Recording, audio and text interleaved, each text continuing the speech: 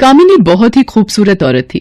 उसे अपनी खूबसूरती पर बहुत घमंड था, लेकिन उसकी शादी बहुत ही साधारण दिखने वाले आलोकनाथ से हो गई थी, जिसे वो बिल्कुल भी पसंद नहीं करती थी। आलोकनाथ दफ्तर के मार्केटिंग विभाग में क्लर्क का काम करता था। महीने के 15 दिन वो टूर पर ही रहता। तनख्वाह भी ठीक ही थी, लेकिन कामिनी की हर दिन नई नई फरमाइशों को पूरा करने के चक्कर में महीने के पहले हफ्ते ही उसकी सारी तनख्वाह खत्म हो जाती थी। एक दिन की बात है, सुबह का समय था। कामिनी बिस्तर पर लेटी हुई थी। तभी आलोकनाथ ने उसे जगाते हुए कहा, क्या बात है कामिनी, आज बहुत देर तक सोई हुई हो? अरे जिसकी किस्मत ही सो गई हो वो जाग कर क्या करे। क्या बात है, आज सुबह सुबह ही ताने? तो क्या चाहते हैं आप? सुबह सुबह आपकी आरती उतारना शुरू कर दूं या पैर दबाऊं? आलोकनाथ समझ गया कि कामिनी को कोई चीज चाहिए, क्योंकि जब भी उसे कोई चीज चाहिए होती थी वो इसी तरह का नाटक करने लगती थी। अरे क्या चाहिए तुम्हें, बोलो ना। आहा, बोल तो ऐसे रहे हो जैसे चांद तारे लेकर आ जाओगे मेरे लिए। कितने दिनों से आपको उस सोने की रिंग के लिए कह रही हूँ, लेकिन आप हैं कि एक कान से सुनते हैं और दूसरे से निकाल देते हैं। कामिनी, वो रिंग बहुत महंगी है। अब जितनी हैसियत है मेरी उतना ही तो कर पाऊंगा ना मैं, और अभी मेरा हाथ तंग है। 2-3 महीने रुक जाओ ना, फिर दिला दूंगा मैं। तो फिर मुझसे पूछते क्यों हैं कि क्या चाहिए? जाइए अपना काम करिए, मेरे सिर में बहुत दर्द है। आलोकनाथ क्या करता, किसी तरह कर्ज लेकर कामिनी के लिए रिंग ले आया। लेकिन कामिनी बहुत ही लालची औरत थी, उसे हमेशा कुछ नया चाहिए होता था। इस बीच कामिनी के पड़ोस में एक नया शादीशुदा जोड़ा अमन और सुप्रिया रहने के लिए आए। जब अपनी बड़ी सी कार में अमन और सुप्रिया उतरे तो कामिनी अपनी बालकनी से उन्हें घूरते हुए सोचने लगी, वाओ कितना हैंडसम लड़का है, क्या मस्त कपल है दोनों। काफी अमीर भी लग रहे हैं दोनों। कितनी महंगी कार है इनकी, और एक मेरे पति हैं, न शक्ल अच्छी है और ना ही कमाई। कामिनी को जब पता लगा कि ये जोड़ा बिल्कुल उनके बगल में रहने के लिए आया है तो वो उनसे दोस्ती करने के लिए मचल उठी। खास तौर पर अमन से उसे दोस्ती करने की बहुत इच्छा थी। एक दिन वो उनके घर गई। उसने दरवाजा खटखटाया। दरवाजा अमन ने ही खोला। सामने से अमन को देखकर वो उस पर और भी लट्टू हो गई। जी वो मैं आपके पड़ोस में रहती हूँ, थोड़ी चीनी चाहिए थी मुझे। जी अभी देता हूँ। सुप्रिया, जरा कटोरी में चीनी तो ले आना। सुप्रिया चीनी लेकर आ गई। अमन ने उसे कामिनी को देने को कहा। इस बीच कामिनी की नजर अमन के घर पर थी। काफी महंगी और एंटीक चीजों से सजा हुआ था उनका घर। जब सुप्रिया ने कामिनी को चीनी की कटोरी दी तो उसकी नजर सुप्रिया के गले में पहने नेकलेस पर गई। उसने अंदाजा लगाया कि ये डायमंड का ही होगा। सुप्रिया और अमन दोनों ने कामिनी को घर के अंदर आने को कहा तो उसने कहा कि फिर किसी दिन आऊंगी। कामिनी जब चीनी की कटोरी लेकर अपने घर गई तो आलोकनाथ की नजर उस पर गई। अरे घर में तो इतनी सारी चीनी पड़ी है, फिर तुम ये पड़ोस से मांग कर क्यों ले आई? ये बात आपकी समझ में आ जाती तो आप अपने ऑफिस में क्लर्क नहीं होते। धीरे धीरे कामिनी अमन और सुप्रिया से दोस्ती बढ़ाने लगी। जल्द ही वो उनका विश्वास जीतने में कामयाब हो गई। कभी कभी सुप्रिया किसी काम से बाहर गई होती तो वो सुप्रिया की गैर हाजिरी में भी अमन के पास चली जाती और उससे घंटों बातें करती। अरे बस करिए भाभी, आप तो हंसा हंसा कर जान ही ले लेंगी।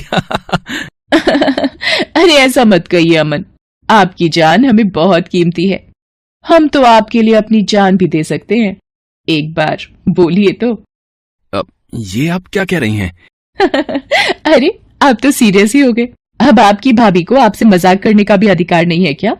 इनडायरेक्टली वो अमन को कई तरह के इशारे भी करती और उसे अपने झूठे प्रेम जाल में फंसाने की कोशिश भी करती, क्योंकि उसे पता था कि अमन बहुत ही अमीर है और वो उसकी सारी ख्वाहिशों को पूरा कर सकता है। लेकिन अमन अपनी पत्नी से बहुत प्यार करता था, इसीलिए वो कामिनी की उन हरकतों का कोई जवाब नहीं देता था। एक दिन की बात है, कामिनी अमन और सुप्रिया से मिलने उनके घर आई। अरे आइए आइए भाभी, हम आपकी बातें कर रहे थे। मेरी बात? अरे ये अमन तो हमेशा आपकी बात करता रहता है। अच्छा क्या कहता है अमन? यही कि आप बहुत अच्छी हैं, कितनी मजेदार बातें करती हैं। आपके जैसे पड़ोसी मिलना तो आजकल के समय में बहुत ही मुश्किल है। सुप्रिया के मुंह से अपने लिए अच्छी अच्छी बातें सुनकर कामिनी मन ही मन बहुत खुश हो रही थी और उसे लग रहा था कि एक न एक दिन तीर निशाने पर लग ही जाएगा। इस बीच सुप्रिया के भाई की शादी तय हो गई। उसके मायके वाले उसे बार बार बुला रहे थे, इसलिए सुप्रिया को शादी के 20 दिन पहले ही जाना पड़ा।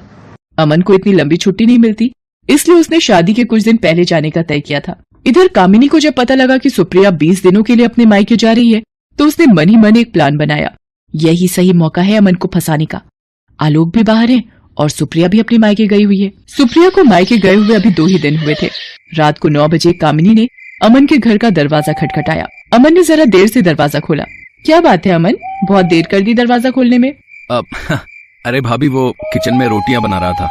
आपको तो पता है ना, मुझे बाहर का खाना बिल्कुल पसंद नहीं है। अरे तो मुझे कह दिया होता, मैं बना देती। लगता है आप मुझे पराया समझते हैं। अरे नहीं नहीं भाभी, ऐसी बात नहीं है, मुझे खाना बनाना अच्छा लगता है। लेकिन मुझे ये अच्छा नहीं लगता कि मेरे रहते हुए आप किचन में खाना बनाएं।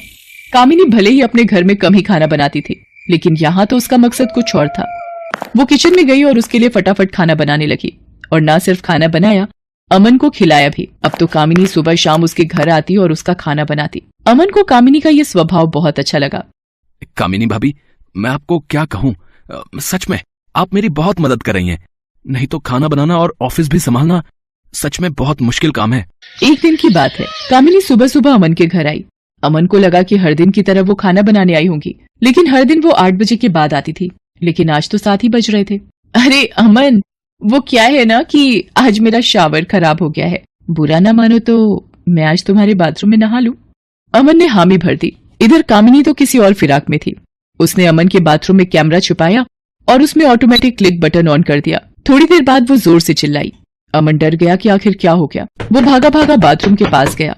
उसे देखकर कामिनी अचानक से उससे लिपट गई और उसे जोर से पकड़ लिया। अमन को समझ नहीं आ रहा था कि आखिर हुआ क्या है। इधर कैमरा अपना काम कर रहा था। कामिनी बहुत देर तक जब उससे लिपटी रही तो अमन को भी अब अच्छा लगने लगा था, लेकिन अचानक अमन को लगा कि उससे गलती हो रही है, इसलिए उसने उसे झटके से हटाया। सॉरी अमन, वो क्या है ना कि नहाते नहाते अचानक से पता नहीं कहां से 2 छिपकली बाथरूम में निकल आई। उसे देखकर ही मैं डर गई और जोर से चिल्ला पड़ी। अमन अब भी कामिनी से अपनी नजरें नहीं मिला पा रहा था। इधर कामिनी अपने प्लान में कामयाब हो गई थी। अमन के साथ उसकी सारी तस्वीरें कैमरे में कैद हो गई थी, जिसमें उन दोनों ने एक दूसरे को गले से लगा रखा था। अगले दिन वो सारी तस्वीरें अमन को लिफाफे में अपने घर के बाहर पड़ी मिली। उन तस्वीरों को देखकर उसका दिमाग झन्ना गया। तभी कामिनी वहां आ गई। उसके हाथ में भी एक लिफाफा था। अमन, ये देखो, किसी ने कल हमारी तस्वीरें खींच ली है। वो मुझे ब्लैकमेल कर रहा है और कह रहा है कि अगर वो 1 लाख रुपए उसे नहीं दूंगी तो वो ये तस्वीरें मेरे पति को दिखा देगा। अमन देखो, मैं एक सीधी सादी भारतीय नारी हूँ, मुझे नहीं पता कल किसने ये हरकत की है।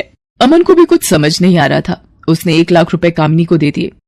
हालांकि उसे कामिनी पर रत्ती भर भी शक नहीं था, लेकिन कामिनी ने एक बार फिर से उससे 5 लाख रुपए मांगे तो उसका दिमाग ठनका। फिर भी उसे ज्यादा शक नहीं हुआ। उसने 5 लाख रुपए भी उसे दे दिए। लेकिन जब अमन सुप्रिया के पास जाने की तैयारी कर रहा था तो कामिनी ने फिर से उससे 2 लाख रुपए मांगे।